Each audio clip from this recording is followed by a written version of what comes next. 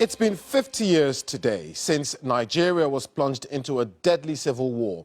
On July 6, 1967, the Nigerian army marched into the southeast of the country, which had declared itself an independent Biafra. For 3 years, the country's military fought to suppress the breakaway movement. The conflict led to the death of more than 1 million people, mostly from hunger. And still today, there are renewed calls for a Biafran state, as the BBC's Tommy Oladipo reports. Take my bullet when I die. I will Biafra. Recalling their days on the front line. They were young men when they fought against Nigeria for the breakaway state of Biafra. But their songs are not the only reminders of the brutality of the war. Patrick Adiole survived a shell attack. When I wake up, I got up and tried to walk, he says. I moved one leg, but realized I couldn't move the other. The Nigerians were stronger in battle, and Biafra eventually surrendered in 1970. The fighting ended, but the idea of Biafra really didn't. A new generation that did not experience the war is renewing the calls to leave Nigeria. And a leader has emerged. 2 years ago, Nnamdi Kanu was arrested for his separatist rhetoric, but his detention only boosted his popularity. He's now out on bail, but remains defiant. Basic human development, basic economic development, basic social development can no longer be attained for the simple reason that there exists in the polity mutual suspicion, mutual hatred, mutual resentment. So the best thing for us to do is to separate. He's calling for a referendum on Biafran independence, but it's hard to know just how much support there currently is for that. If we actually talked to our grandparents, if we actually saw what they actually went through, the hunger and everything, I don't think we want to go down that lane again. We want Biafra. We need change for once. We want Biafra. We need liberation. No employment.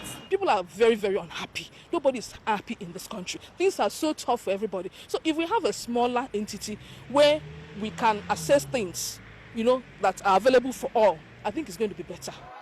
The government has insisted it will not entertain any calls for secession.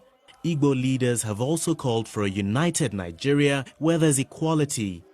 We are marching to the front. Amen. As the conversation continues, it's clear the country needs to agree on a way forward to keep the dark past from crippling another generation. Tommy Oladipo, BBC News, southeastern Nigeria. Well, hundreds of thousands of people were affected by the war. Many of them were young children at the time.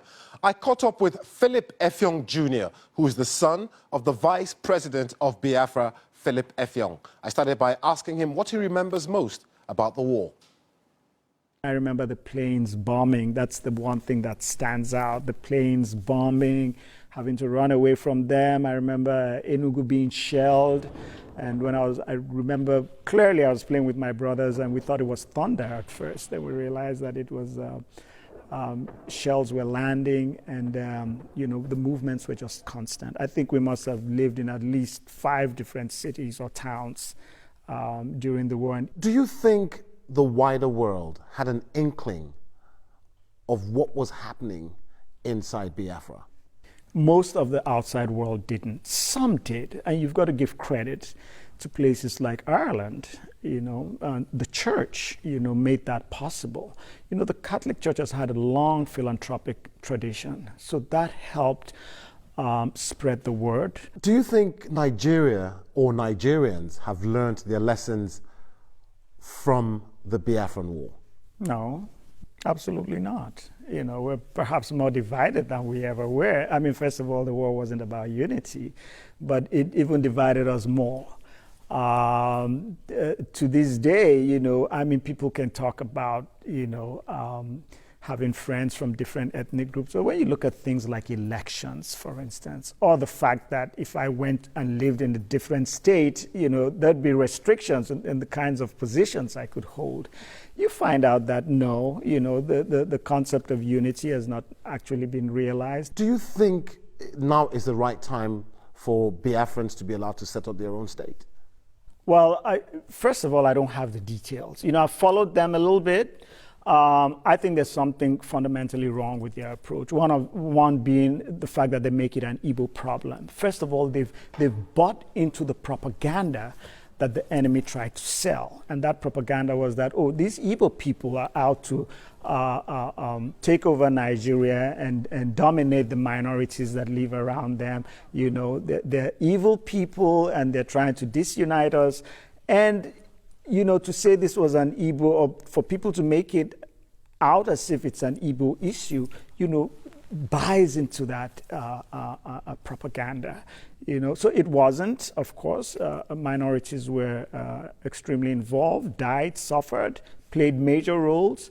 So that's one problem with. I was speaking there to Philip Effiong Jr., son of the former vice president of Biafra.